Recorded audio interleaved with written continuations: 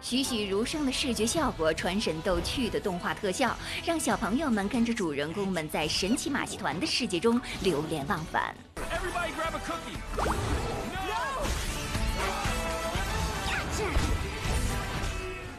导演托尼·班克罗夫特曾执导家喻户晓的动画电影《花木兰》。20年后，他再次尝试将中国元素融入电影之中，将东西文化相结合。We also have, because it's a circus, we have Chinese acrobats that are a big part of the story and the action.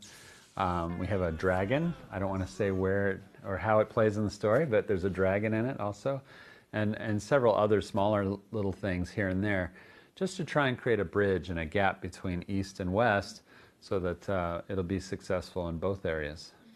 Uncle, stop at nothing to get his greedy hands. You keep a close eye on these, Owen. Who? I'm a hamster! Holy moly, holy moly, holy moly, holy moly! Daddy's cute.